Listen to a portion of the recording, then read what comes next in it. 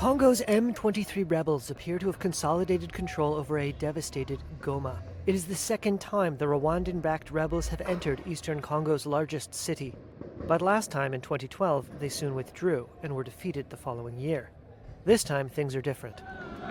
For one thing, the offensive comes at a time when the world's attention is elsewhere.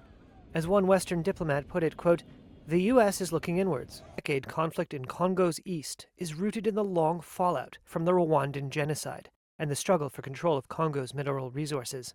Rwandan President Paul Kagame's government has long denied supporting M23, but that's despite findings to the contrary in numerous UN expert reports.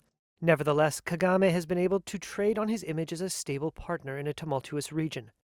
He has spent the last decade charming the nations that could hold him accountable for transgressions in Congo.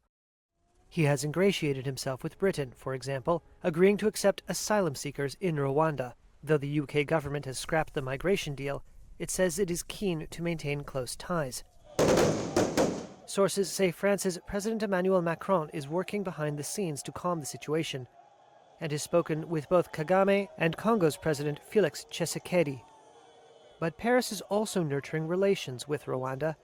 It is keen to repair damage from its role during the Rwandan genocide, and to bolster its influence across the continent as its authority wanes in its former West African colonies. Kagame also deployed thousands of Rwandan troops to fight an Islamist insurgency in Mozambique that threatens a major French gas project. Meanwhile, analysts said Congo's neighbors are more reluctant to get involved militarily this time. Instead, African leaders are scrambling to launch diplomatic efforts to end the fighting.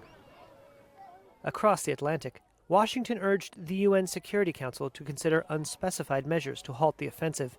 The Rwandan president said he had agreed on the need for a ceasefire in a phone call with the U.S., but gave no indication of bowing to demands for a withdrawal from Goma.